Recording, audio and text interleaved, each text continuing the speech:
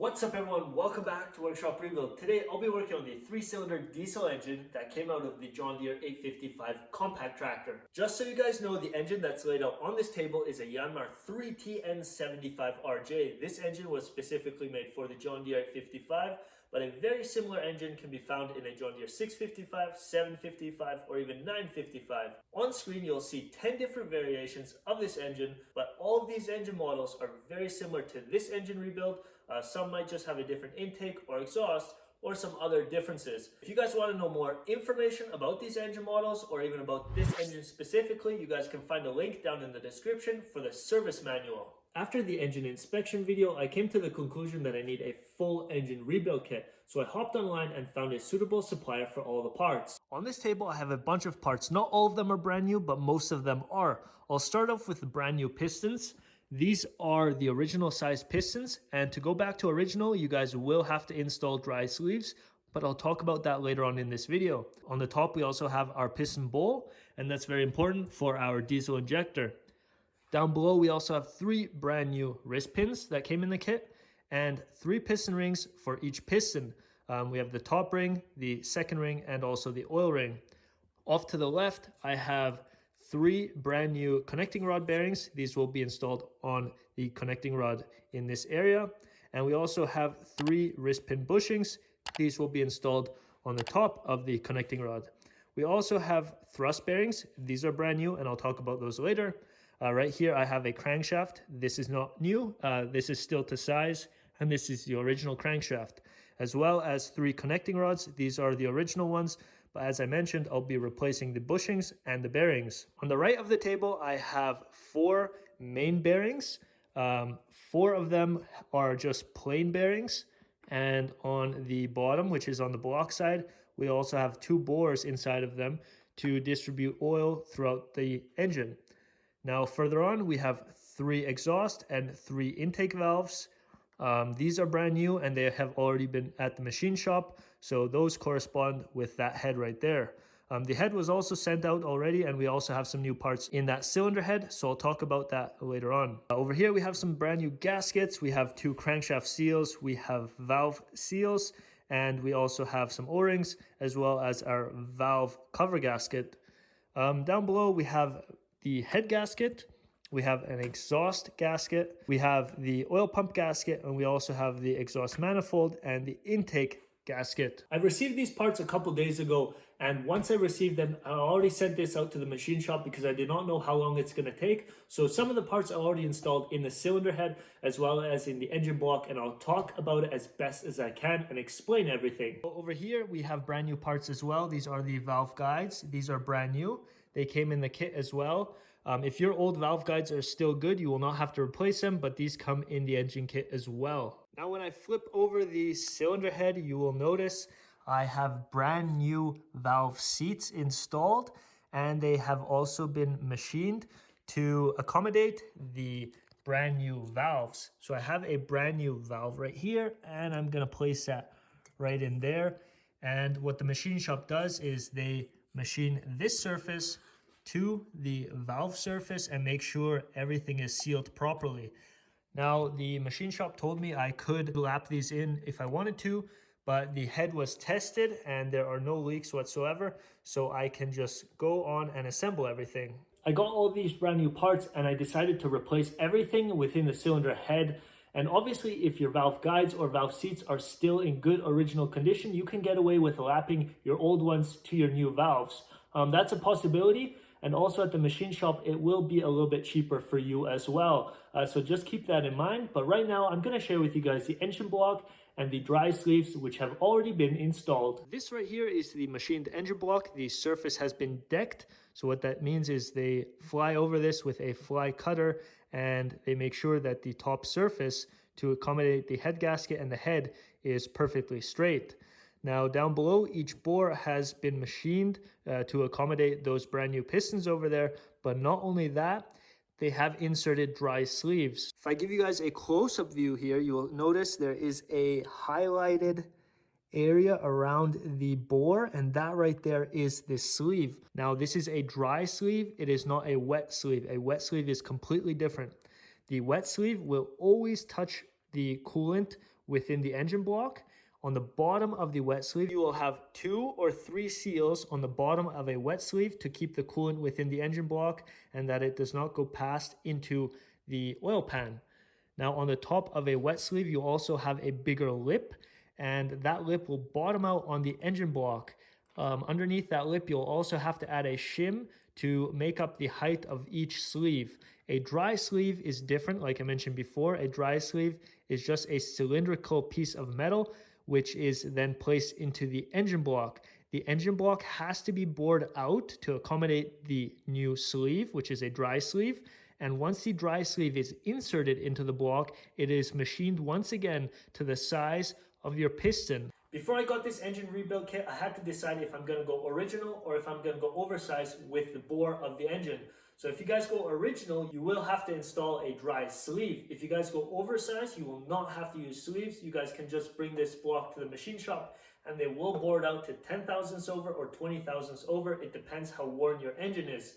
If you install dry sleeves to go back to the original size, it will involve a little bit more labor because they have to machine it once, they have to install the dry sleeve, and then they have to machine the same bore a second time to open that bore up to accommodate your original piston.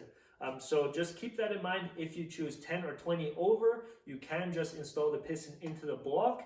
But if you guys want to go back to original on a worn cylinder, you will have more machining, which might cost a little bit more at your machine shop. I gave you guys a bunch of information on the dry sleeves within this engine block, and I also shared with you guys a bunch of information on the rebuild kit itself.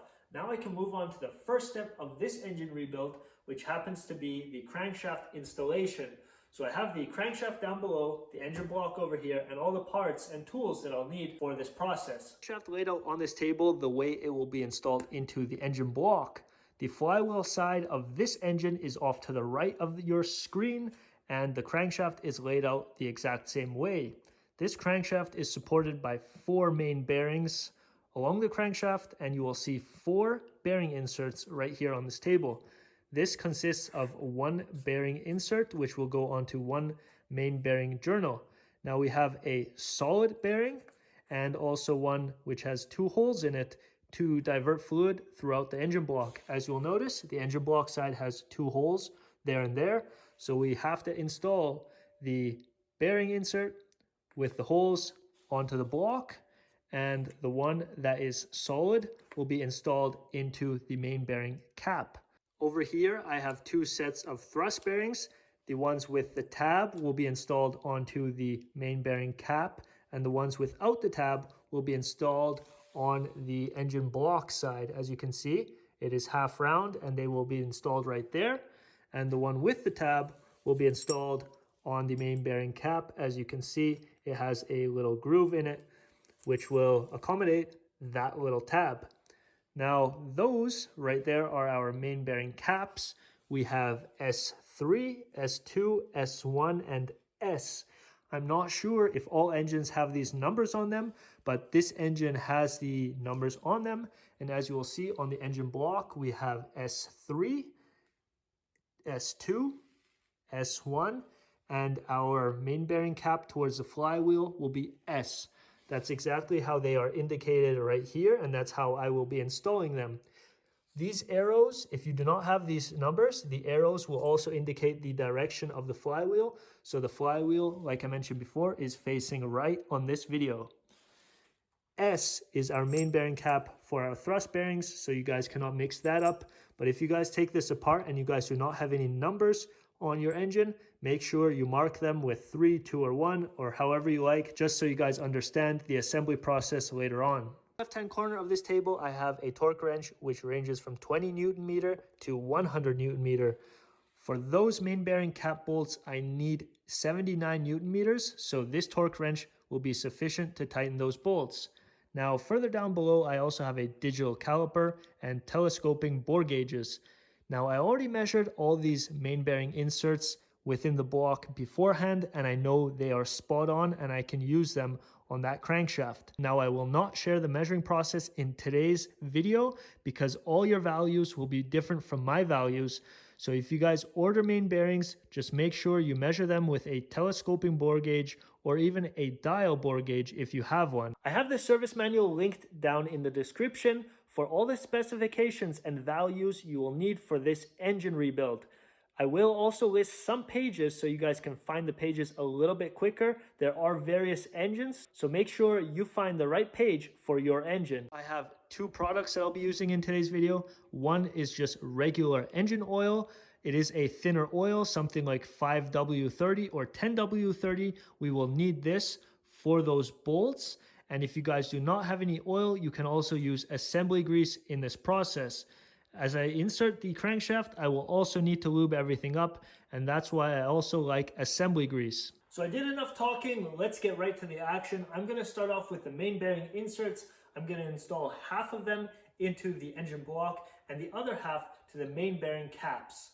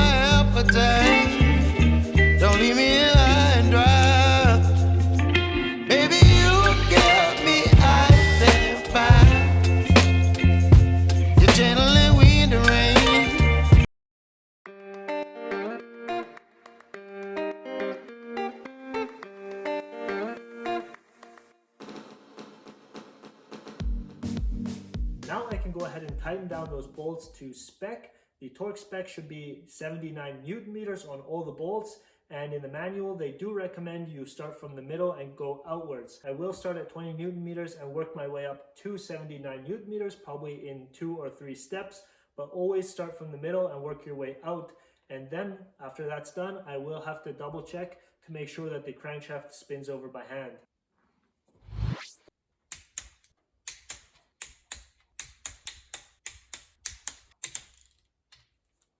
Now the next step is to check the end plate on the crankshaft. Obviously, we do not have a clutch in our John Deere 855.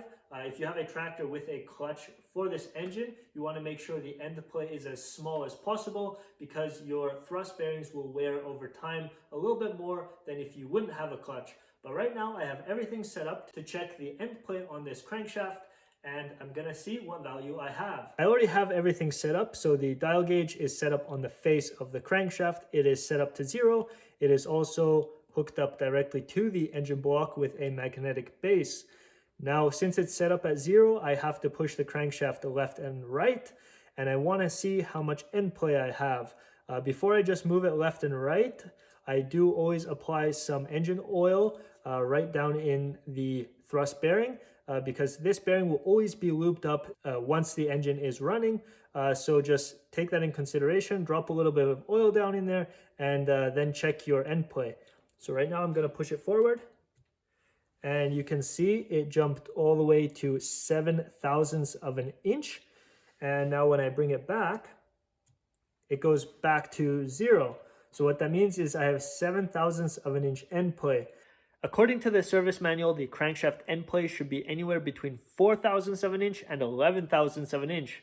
11 is a little bit big in my opinion, but I measured 7 thousandths of an inch, so I'm pretty happy with that. If the value would be any greater than 7, I would kind of want that a little bit smaller, so I'd have to have bigger thrust bearings.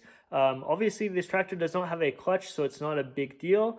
If your tractor does have a clutch and you have this engine, you really want to make sure that the end play on the crankshaft is as small as possible, because when you apply the clutch, it does push up against the thrust bearings, which then wears them out a little bit quicker. But in my case, I can continue on with the rebuild process, and next up, I'll have a look at the pistons. I finished up with the crankshaft end play, and now I can move on to the pistons, piston rings, and connecting rods. The first thing I'll look at is the piston rings. We have exactly 3 piston rings for each piston. I'm going to have to make sure that the gap is according to the specifications in the service manual. For that, I'm going to flip the engine block around and share with you guys how I gap piston rings only on one bore, but you'll have to do this for all 3 pistons. So in total, we'll have exactly 9 piston rings, but I'll just share with you guys how I do it on 3 piston rings. I have all 3 piston rings laid out, which will go onto this piston over here. The top ring will go into the top groove, the second ring will go into the second groove, and the oil ring will go into the oil ring groove, which happens to be the widest. I'll talk about the top ring first. As you will see, there is a marking on it. It says M1. You want to make sure that the markings are all the way up, and that is towards the top of the piston as well. The second ring is M2. And then the third ring is our oil ring, and there is no indicator on this which way it should go. But when I look at the profile, it looks perfectly symmetrical, so I can install it any way I want. Just to make sure, from top to bottom, that's how it will be installed on this piston. I'm going to take the first compression ring and the second compression ring and test them for the end gap within 1 cylinder bore. Once I have them tested, I'm going to take them back out, and I'm going to make sure that they go back into the same cylinder once I install them onto the piston. I'm going to check them for the end gap, so I will need my feeler gauge, and I have some values written down because I double checked them with the service manual, and the service manual doesn't have the correct values for some reason. So I'm going to share with you guys what I figured out, and also a rule of thumb for piston ring end gaps. So I'm going to grab my first compression ring and install it into this bore. And just like that, it's already seated, but I don't want to check it all the way on the top. I want to push it down a little bit. Most of the people out there on YouTube like to take their piston and push it down. I don't necessarily like to do that because the top of the piston is usually smaller in diameter than the bottom end of the piston or the skirt of the piston. There's more heat on the top of the piston, so this will become a little bit larger once the engine becomes hot. And the bottom of the piston, in my case, is obviously not flush, so I will not use the piston. What I like to use is a depth gauge, and I just go around the perimeter and make sure the piston ring gap is about 10 millimeters down from the surface.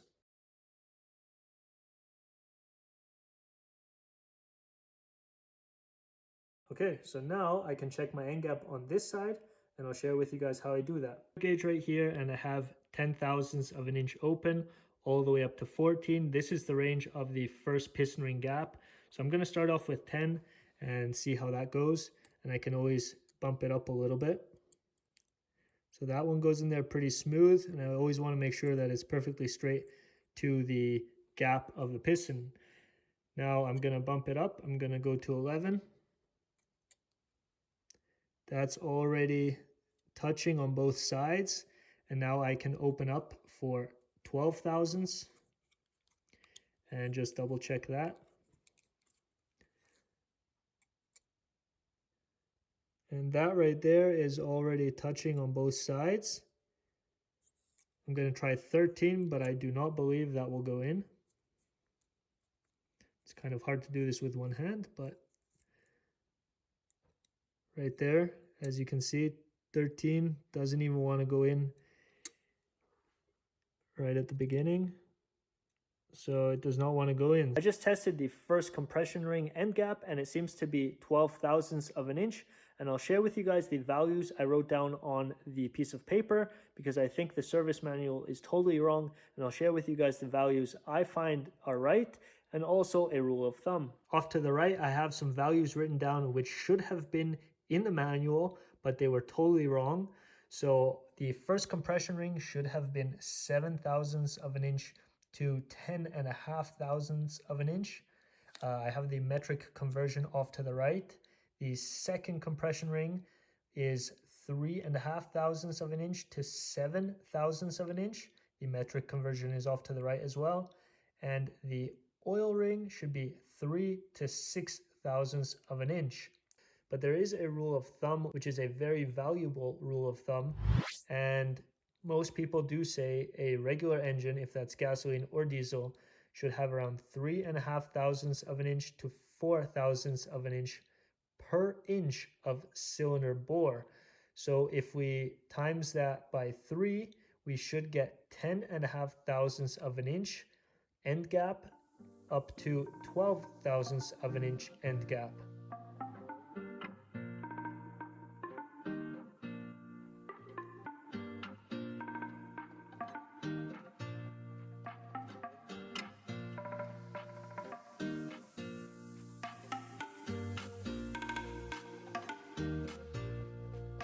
I was able to measure up all of the piston rings and everything seems to be within spec and within my liking. So I'll share with you guys my piece of paper and what I wrote down.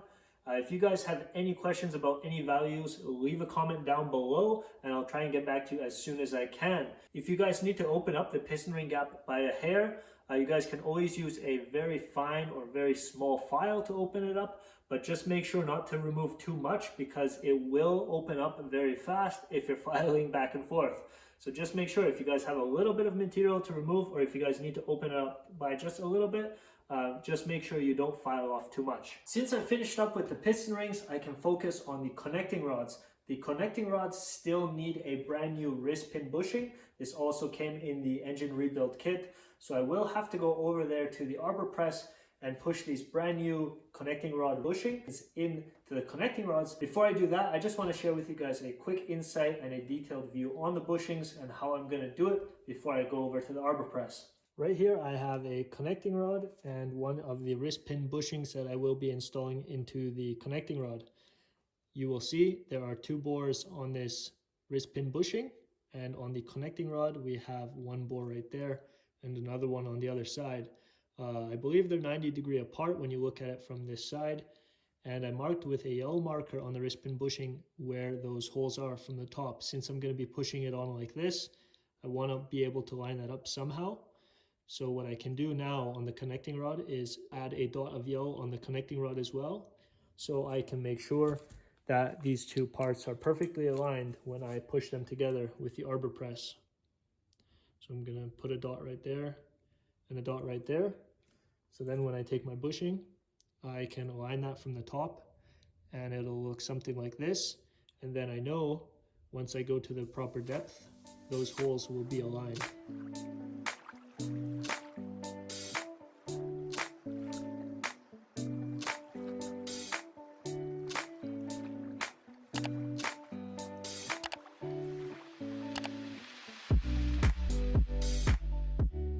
With the connecting rod wrist pin bushings in place, I can go ahead and add the piston rings onto each piston. Once they are installed, I will merge the pistons and the wrist pins onto the connecting rods.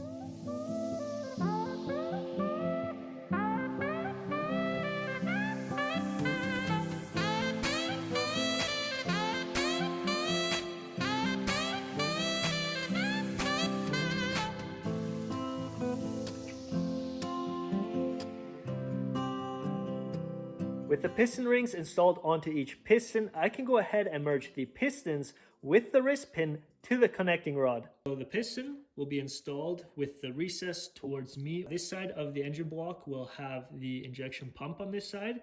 You will also see the oil adapter filter, which is down below right here. There might be some variations, so just double check the service manual, which is down below in the description. So this piston will be placed into this engine just like this. Now the connecting rod also has to be installed the correct way. There's only two ways we can install it, like this or like this. When we look at the connecting rod, there are a couple markings or stamps on one side. So they mark this so that they have the cap with the connecting rod together. So these stamps just indicate that these two parts go together. And now when I look at it from the side, you will also see the stamps for the connecting rod on this side. But these markings and the stamp will be facing the flywheel, which is to the left, and the stamp will also be facing the injection pump or the oil filter adapter. So when we hook it up with the wrist pin to the piston, it will have to be installed just like this.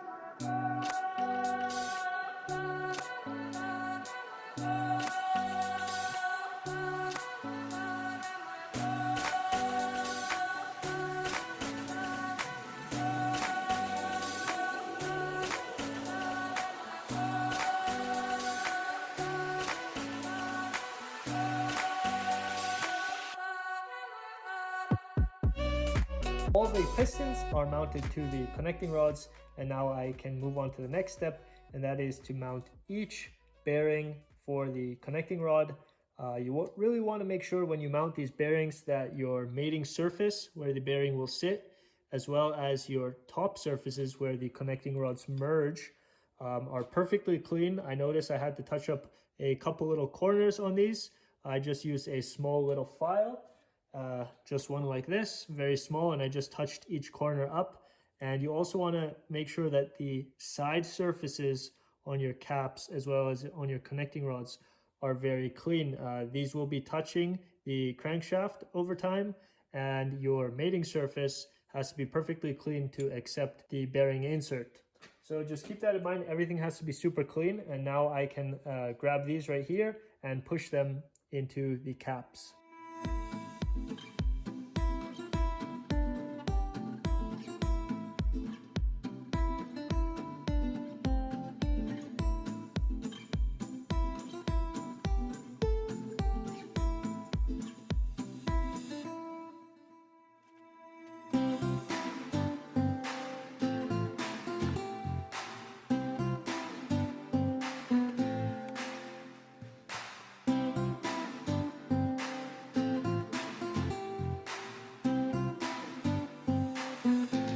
So I'm ready for the next step, and I can take each bearing with the connecting rod and drop it into the engine block. I have each piston marked with cylinder 1, 2, and 3, and that's exactly how I want to insert it into the engine block.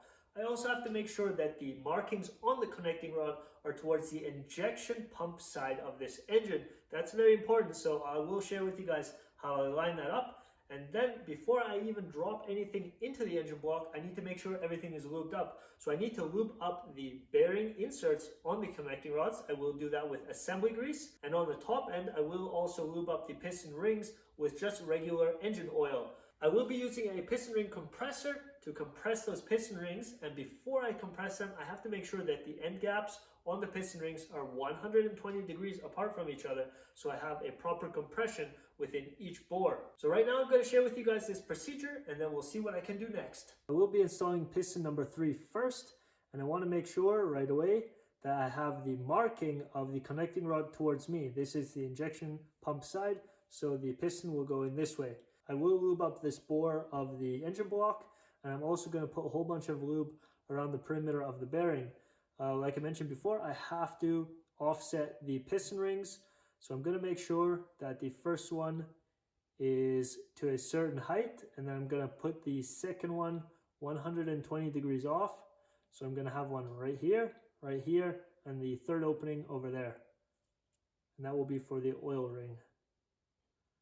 So just like that, I have everything set up the way I like it. Now I'm going to lube up the cylinder block and the piston. Next up, you're going to grab your piston ring compressor, and you want to make sure that the inside diameter is nicely lubed up. The piston rings are in place, and what I want to do now is just lift up the piston a little bit to where I see the wrist pin. I'm going to hold it on the wrist pin, and I'm going to drop this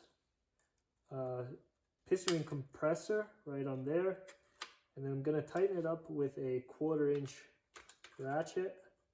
So we have that it compresses those piston rings. Now the piston ring compressor is tight around the piston rings.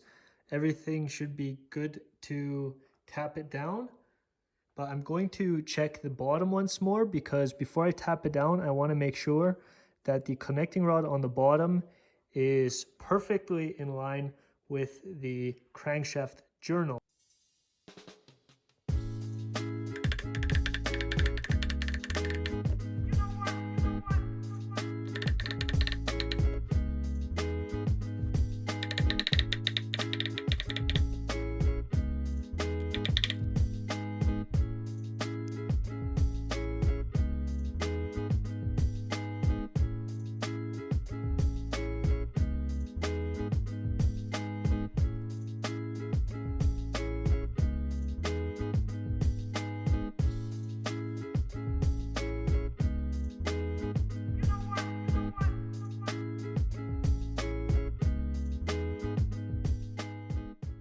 So right now, I want to just turn over this engine by hand. I will use a 19mm wrench.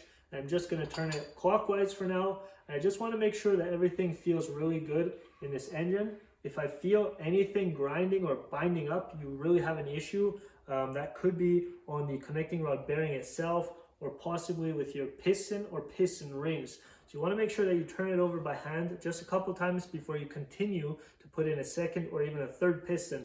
Just always try and verify that you did everything right once you assemble something, and then you can continue to the next part. So I have 2 more pistons to install, and then once I'm done installing the pistons, I'll bring you guys back, and then we'll torque all the 6 bolts down to spec. The service manual calls for 39 Nm of torque on each bolt for the connecting rod. Before I installed the connecting rod bolts, I added a little bit of assembly grease on the thread and underneath of the head as well. This will give it an even torque, and it'll be a little bit easier to torque them down as well. On the torque wrench, I'm going to adjust it to 20 Nm of torque first. I'm going to tighten everything down, and then I'm going to bump it up to 39 Nm of torque.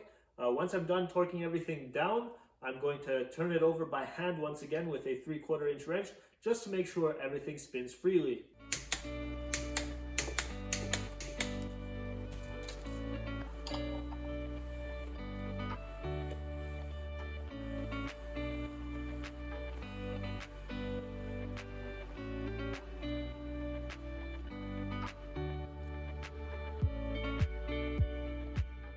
With the connecting rod bolts torqued to spec, I can now move on to the next step. Once again, I have all the parts laid out on the table, which will go back onto this engine block. I have everything systematically laid out, so it's very understandable for you at home. And I also have the products that I'll be using in this step of the video. This part is a little bit more intricate, so we will be working with silicone. as our gasket. John Deere did not have any gaskets, or let's say Yanmar did not use any gaskets for this step, so we also have to work with time. I do not want that silicone to dry, so we're gonna have to work a little bit faster. So the first part I'll talk about is this cover plate, or at least that's what Yanmar calls it. To me, this is more like a mid plate or a spacer plate. Either way, it's machined on both sides, as you can see, and this plate will be mounted onto this half of the engine block.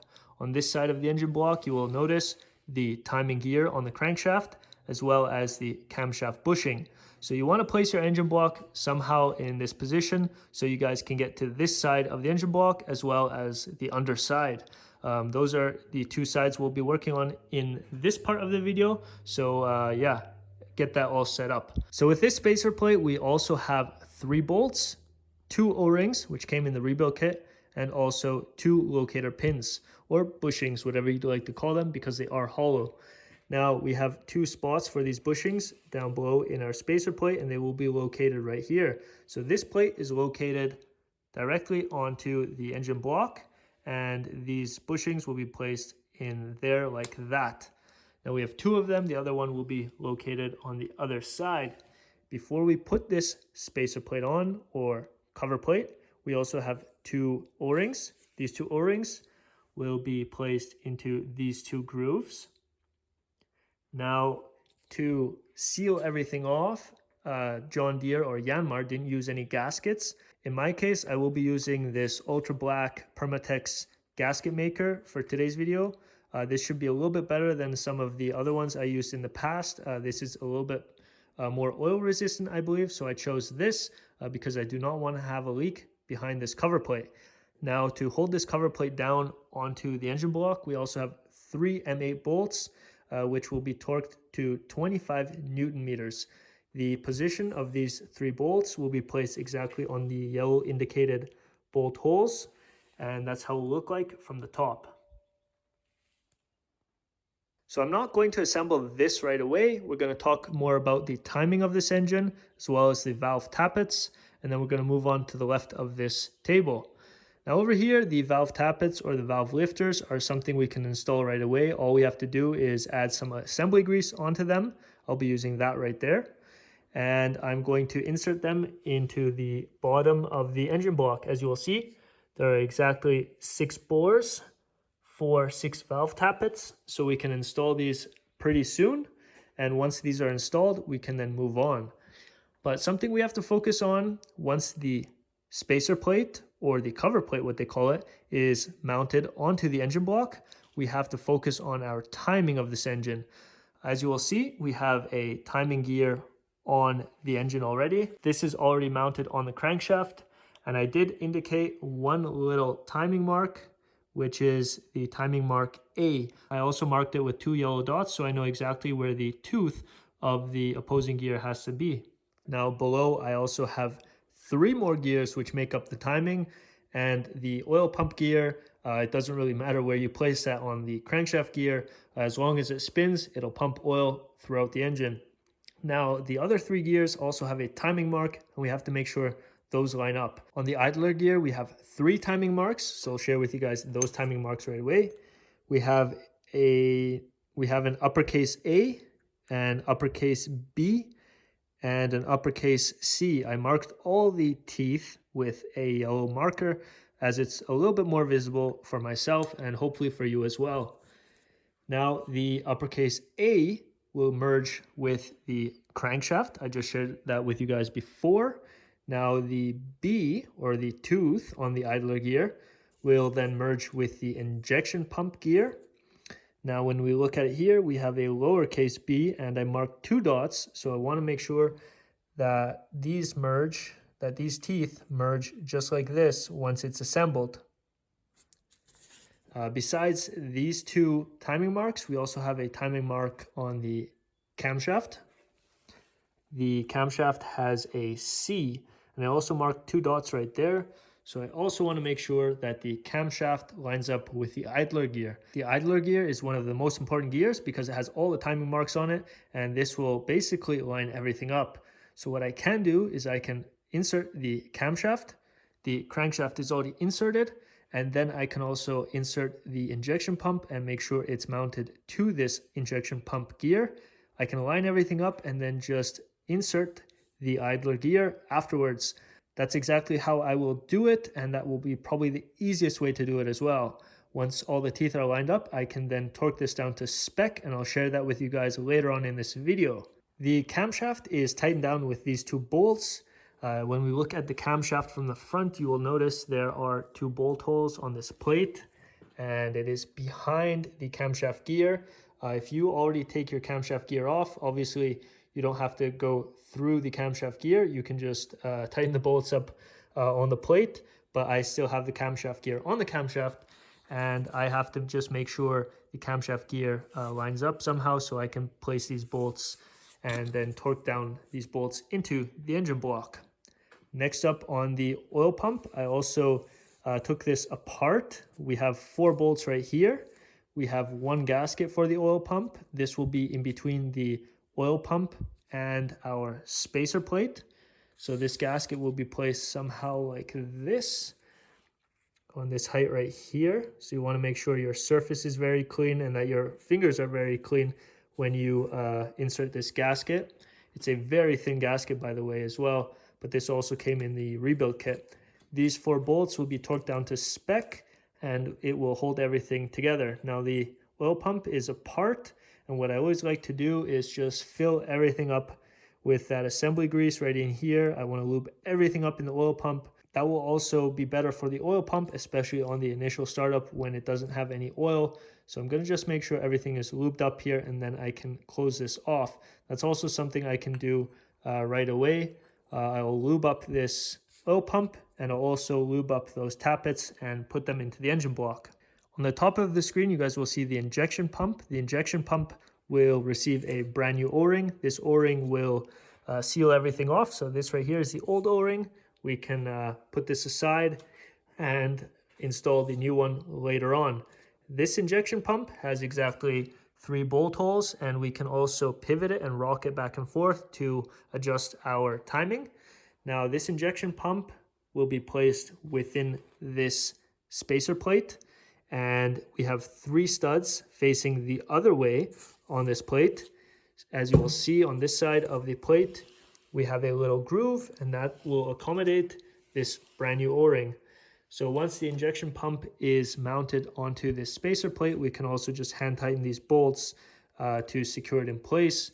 Once the injection pump is on, we can also make sure that the gear gets placed onto the injection pump and torque this nut down to spec. Another thing we have for the injection pump is this special bolt. This will supply oil to the injection pump via this tube, and on the end we have this little connector, and this connector will be mounted onto the other side of this engine block. As you will see on this side, we will have our injection pump facing this way, and this little bolt to supply oil to our injection pump will be placed right into this bore. On this bolt, we also have 2 copper washers. These did not come in the rebuild kit, so you might have to purchase these elsewhere. So I would suggest you find these elsewhere, maybe at a hardware store. They're not really hard to find. They're basic sizes, 10 millimeter on the inside, and the outside diameter doesn't really matter as long as it's a copper washer and you can tighten down this bolt. So that's enough said on the injection pump. One of the last things I'll have to install to seal everything off is this cover plate. This cover plate right here has a bunch of bolts around the perimeter, and these bolts will get threaded directly into the engine block later on. We also have some of these bolts actually threading into this plate. So around the perimeter, we also have some threaded holes right here. To seal this cover plate off to this plate, we will also be using the Ultra Black gasket maker. It's very important. John Deere did not have any gaskets for this, so we will be using gasket maker. Another thing we have to insert before we close this off is insert the brand new double lip seal, which came in the rebuild kit. This double lip seal will be installed into the cover, and we're going to make sure it's just below the surface so the pulley that gets installed will not rub up on the duster lip of this seal. I will be working with silicone, so the time will be running down on me, and hopefully I can get that cover plate mounted in time so the silicone doesn't dry out before I do that. So right now I'm going to start with the easy stuff. I'm going to grease everything up like the oil pump and the valve tappets. I'm going to install that, and then we're going to work with the silicone, and then we'll see if I get everything done in time.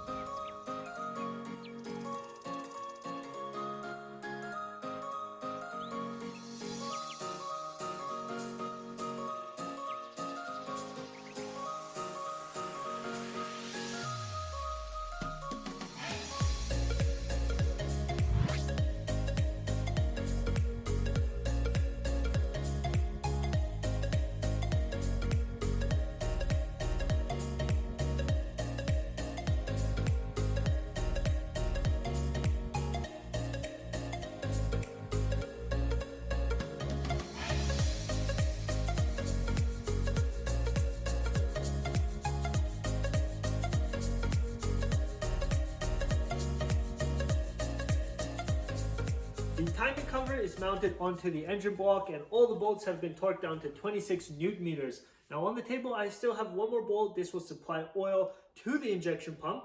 I do have 2 copper washers on here, so I will bolt this onto the side of the engine block right now.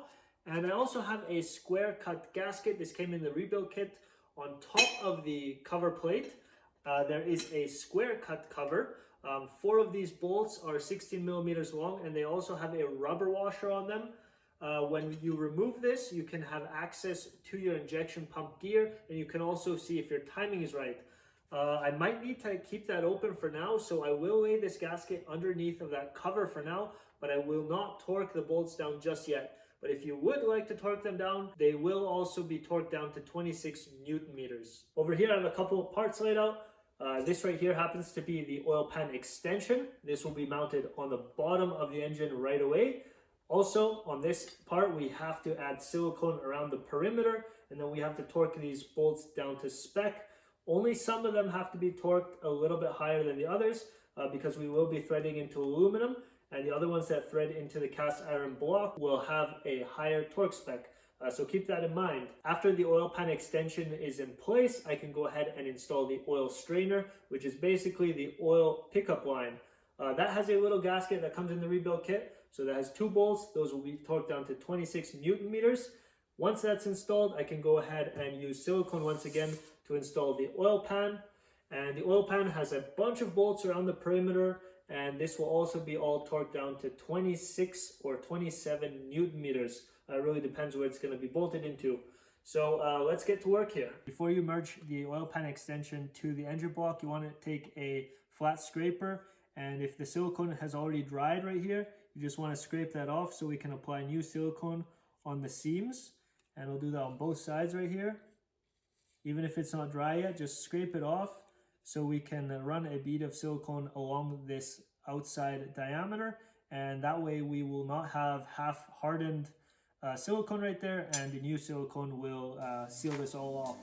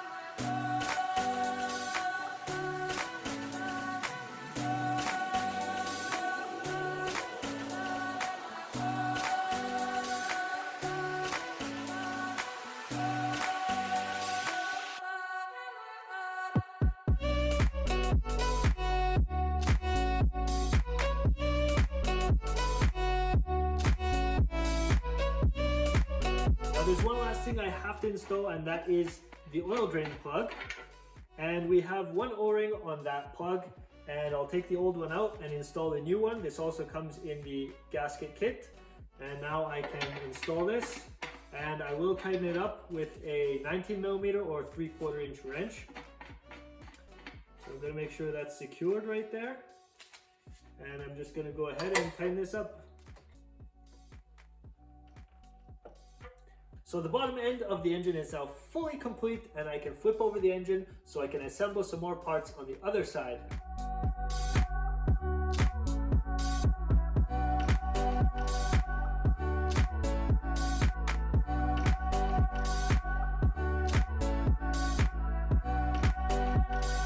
This engine is once again in an upright position. As you can see, the bottom end of this engine has been completed, and that's why I was able to put it on these 2 blocks.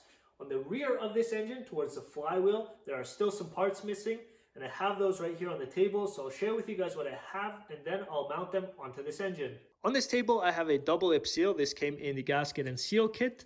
This will be pushed into this cover, and this cover is only for the rear main seal. This cover will be placed around the crankshaft, just like that. we have two locating pins. One is off to the left and one is off to the right. So when we have the double lip seal mounted within the cover, we will turn this around, add a bead of silicone around the perimeter, and with these bolts right here, we can tighten everything down onto the engine.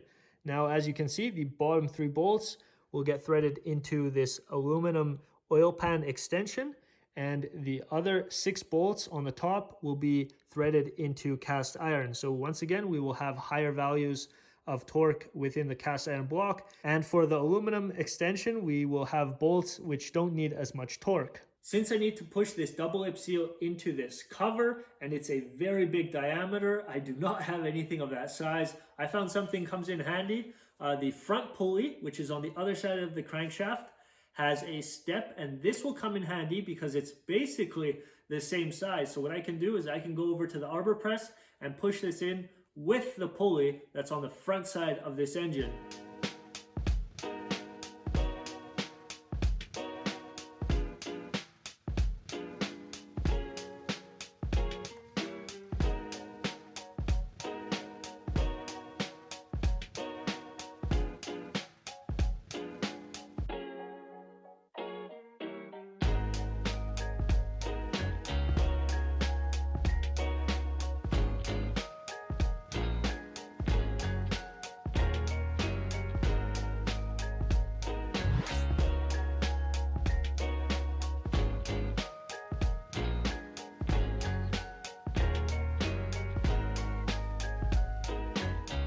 Okay, with those bolts torqued to spec and the seal in place, I can now move on to the next plate. This is a very big mounting plate. This is probably just specific for the John Deere 855. Probably a 955 or even a 755 or 655 probably have different plates because they have a different starter. So this is specifically just for a John Deere 855. Once I mount this onto the engine, there are 6 bolts which will go into the engine block, and the other 4 bolts will go down into the oil pan extension. Once again, those 4 bolts will have less torque than the top bolts.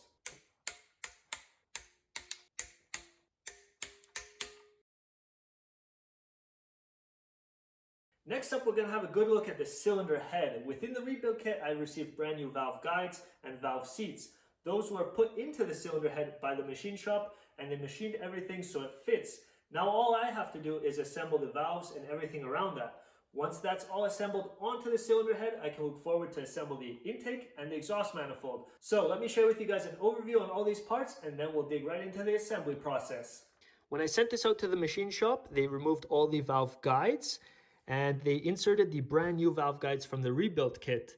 Once they insert them, they have to rebore them to make sure that the valve is exactly in the middle of this bore, but that it also adds up with the valve seat down below, so the valve is not leaking. Once they inserted the valve guides, they flipped the cylinder head over and they machined the valve seats. As you will notice, these are brand new valve seats. Once again, 3 intake and 3 exhaust. So when I take the exhaust valve, you will notice it slides in there really nicely, and when I push it all the way up, it is seated perfectly. But if you have good valve seats and valve guides, you do not necessarily have to send this out to the machine shop. You can also recondition your head with very simple tools like these on the side. These are hand lapping tools. So you'll grab one of these and you'll also grab a little bit of valve grinding compound and you'll apply that on the perimeter of the valve.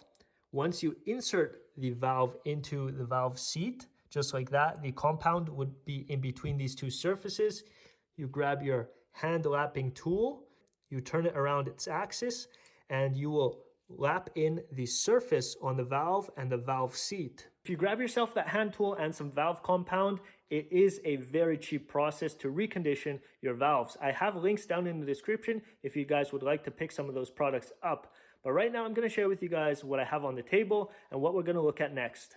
So right here I have all the parts laid out which will go back into the cylinder head, and off to the right I have everything laid out the way it will be assembled. But we'll have a look at all the parts first. So we have our valve springs. These are still in great condition.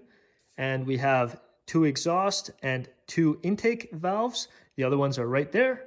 Over here we have valve retainers. These will come in handy for our valve keepers. These right here are our valve keepers. So we have pairs of two.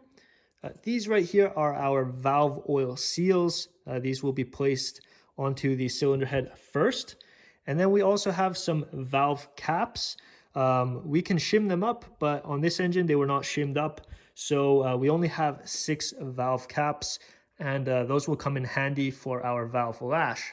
Now off to the right, I have everything laid out the way it will be assembled. I have an exhaust valve and an intake valve right down here. That will make a little bit more sense. The first thing I have to install into the cylinder head is our oil seal. Once the oil seal is installed, I can then push the valve into the valve guide from the bottom, just like that. Once the valve stem pushes out to the top end of the cylinder head, we can then place our valve spring onto the cylinder head, then our valve retainer. Now, once all of this is assembled, we can squeeze it with a very special tool. There is a valve spring compressor tool that will look something like this. It's a very big tool, but I really had to invest in this because it comes in handy for so many engines.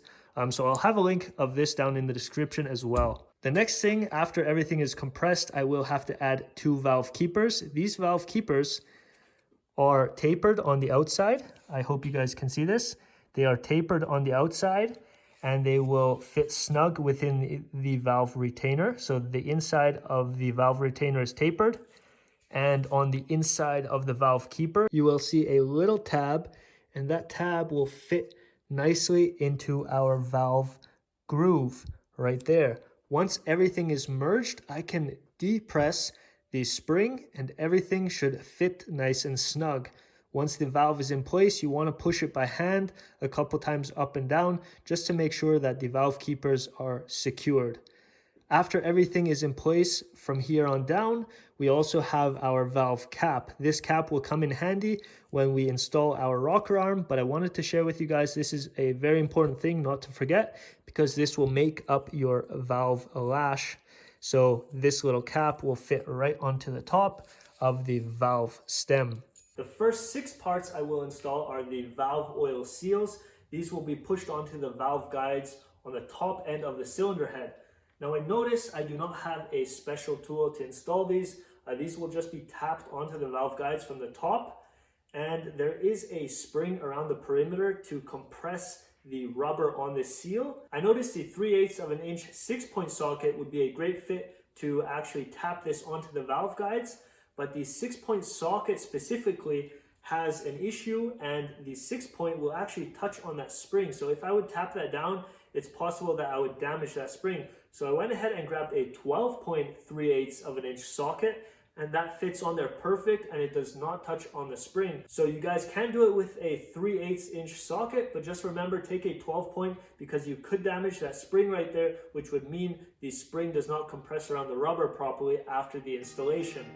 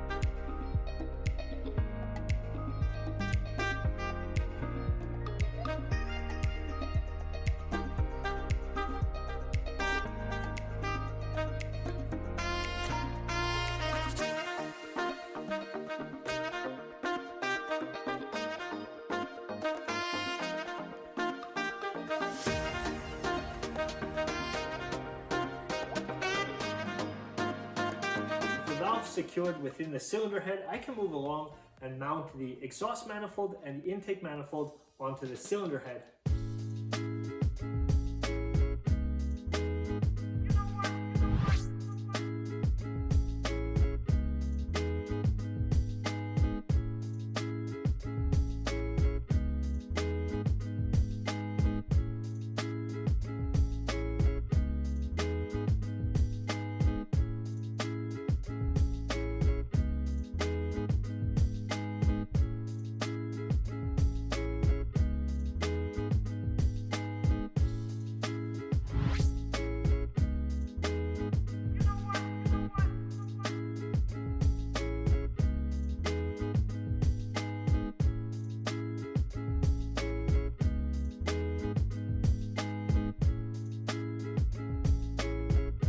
I finished up with the cylinder head, I mounted the intake and the exhaust manifold, and now I can move on to the next step. With the cylinder head fully assembled, I can go ahead and mount it onto the engine block. In between the cylinder head and the engine block, there is a head gasket. The head gasket can only be placed onto this engine block in one certain way, so we'll have a look at that. And then once I place the cylinder head on top of the engine block, I'll torque everything down with 14 head bolts. And there is only one specific way we can torque this down to spec, and I'll share with you guys how I do that. It's most likely from the inside towards the out, but we'll have a look at the service manual and then we'll tighten everything up. Right here is the head gasket. We have 3 big cutouts for each cylinder. On the left and on the right, we have 2 little cutouts for our locating pins, right there and right there. And down below, we have more material because we will have push rods in these areas right here, and towards the engine block, we also have more material. But there is one thing that sticks out, and that is this little rubber insert on the bottom left-hand corner. This is a seal for the coolant passageway. And now when we look at the engine block, you will notice that there is one bore on the left side right here, which is not on the right hand side. This is closer towards the pulley and not on the flywheel end. So when we have that bore right there, we have to line it up with this rubber insert in the head gasket. So that'll look something like this. I'm going to install that right there. You always want to make sure your surfaces are clean before you put your head gasket on there. But as you will see, that rubber insert is right over that bore, and in the cylinder head, the other bore will be right here in this area, and that's why it is like an oval shape, and all the other holes line up. You really want to make sure everything lines up when you look at it from the top and that nothing is missing, because we have to have enough bores for 14 bolts and enough bores for all the push rods and coolant passageways. I hope you guys understood how the head gasket will have to be installed, because there is only one way you should do it or can do it. Next up, I'll grab the cylinder head and place it onto the head gasket, and I'll make sure the surfaces are perfectly clean and free of oil. After that, I'm going to grab all the head bolts and I'm going to thread them in by hand. Once they're threaded in by hand, I'm going to make my first pass with 21 Newton meters of torque. I'm going to start from the middle and work my way out. Then I'm going to 42 Newton meters, and then all the way up to 69 Newton meters. And this is specifically for the Yanmar 3TN75RJ. If you have a smaller horsepower engine or a bigger horsepower engine, I would recommend you check the service manual with the link in the description.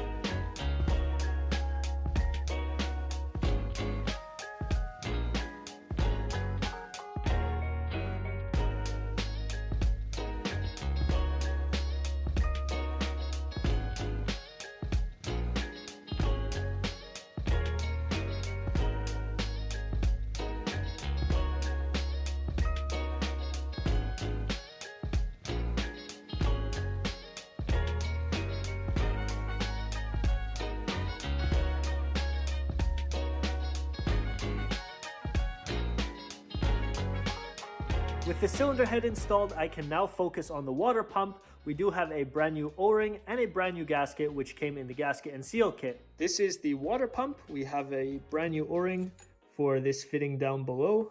This fitting will mount into the engine block in this area. And we have a brand new gasket. This brand new gasket will go right here onto the cylinder head. 4 bolts will be fastened up in this area around the coolant port. And there's one more down below right here.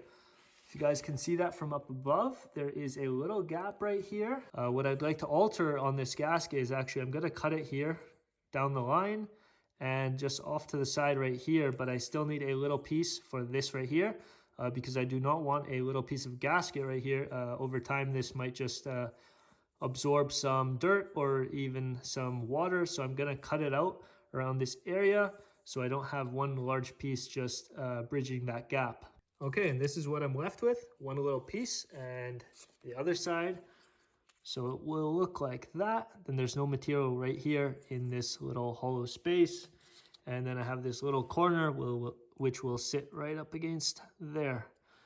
So now I can go ahead and torque all these bolts to spec, and then I'm also going to have to install this O-ring on that fitting right down there, and I'm going to lube this O-ring up.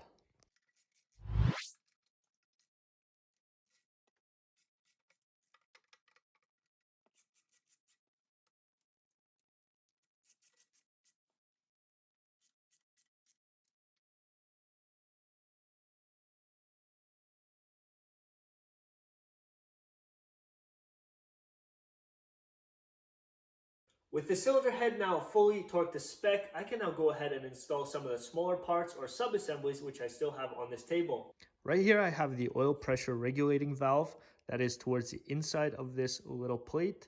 On the outside we also have an adapter for our oil filter. On the inside we have to add that O-ring right there into this groove, so we do not want to forget that. To merge it up against the engine block, we will have to add this gasket. It can only go on one way.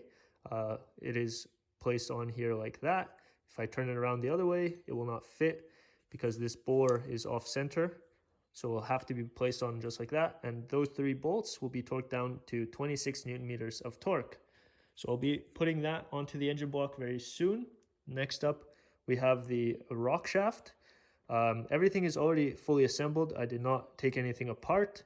The only thing I will do in today's video to assemble this is I'm going to take this, mount it onto the engine, and I do not want to forget the valve caps. This will make up our valve lash eventually, and we're going to have to adjust everything with the push rods, but I will do that in an upcoming video because I will do a how-to video on this. So if you guys are interested in how to adjust your valve lash, stick around for an upcoming video. But as I assemble it today, I want to make sure that the push rods go in, that the valve caps are on there.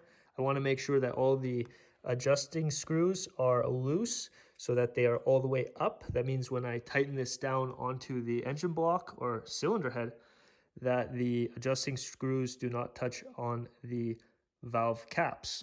You guys probably saw this little O-ring, and this is for the dipstick tube extension. This will be placed within the oil pan extension. It goes about 1/2 inch downwards into that tube, and this will seal everything off when we put that tube in there. So do not forget that little O-ring. Over here on the valve cover, we also have this breather. Underneath this breather, we have a bigger O-ring. That's this O-ring right here. I believe it's only 1.8 or 2 millimeters in cross section, so a very thin O-ring. And then over here, we have 2 cap screws. One is for the valve cover, and the other one is for the timing gear cover. That's right there. Both of them will receive the exact same O-ring, and these happen to be blue or Viton material from the gasket and seal kit. So do not forget to exchange those. On the far left, we also have to install the oil pressure sending unit. That is this right here. This will be installed on the injection pump side. We will seal it off on the threads. Next up, we also have this, which gets threaded into the engine block. This is basically an oil drain.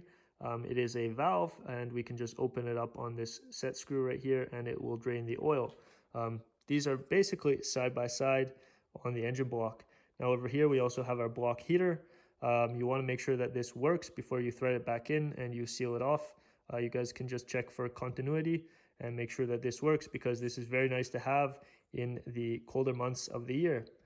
Now up here, I also have the water pump pulley. We have 4 bolts on it, and this will be placed on the water pump right here.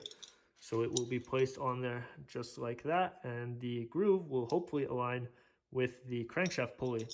These bolts will also be torqued to spec once we have our cooling fan on here as well. Now, one thing I forgot to mention previously, I already inserted the crankshaft pulley down below. I did not tighten the bolt to spec yet, but if you guys want to tighten this bolt up, it is 115 Newton meters of torque.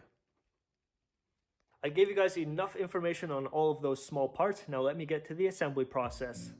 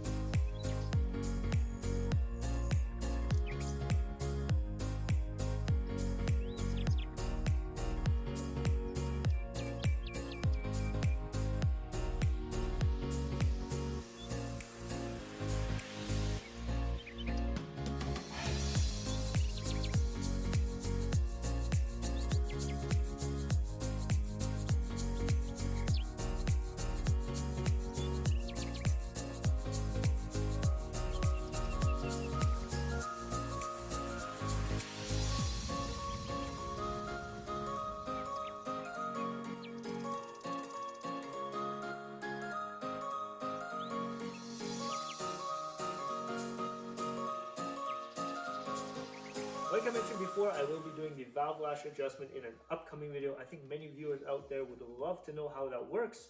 And it's not just specific for this engine. Yes, I will do it on this engine, but you guys can do it on any overhead valve engine. So all you need is a feeler gauge and a wrench and a screwdriver. So some very simple tools, and I bet you your engine will be running much better once you have them adjusted properly. But right now, I'm gonna finish the assembly off with the valve cover. We have a brand new gasket around the valve cover, and I'm gonna tighten that down onto the rocker arm with 3 special nuts. After that, I can go ahead and install the pulley as well as the fan, which goes on the front of the water pump. On the 755 and 655 models, I believe there is one shim that goes behind this pulley, so take that in consideration. And then we'll have 4 bolts, which will be torqued down to 11 Newton meters of torque.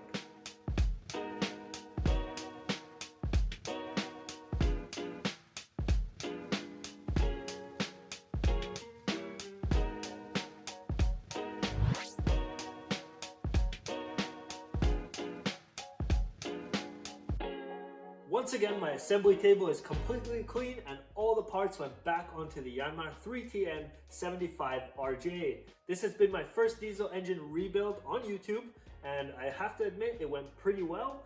There are more components in a liquid-cooled engine than there are in an air-cooled engine, so I had to do much more explaining, and that's probably also why this video is much longer. If you guys enjoyed this video and it's helpful to you, I'd really appreciate it if you hit the like button down below. If you haven't subscribed already, I'd really appreciate it if you do so, because I will be working on more engines, I will be working on more tractors, and just equipment in general, or even some on-road vehicles. So if you guys are interested in that, don't forget to hit that subscribe button and turn on your post notifications, because then you will be one of the first to see my upcoming videos. So with that said, I'll give you guys a quick walk around on this engine, and then I'll see you guys in an upcoming video.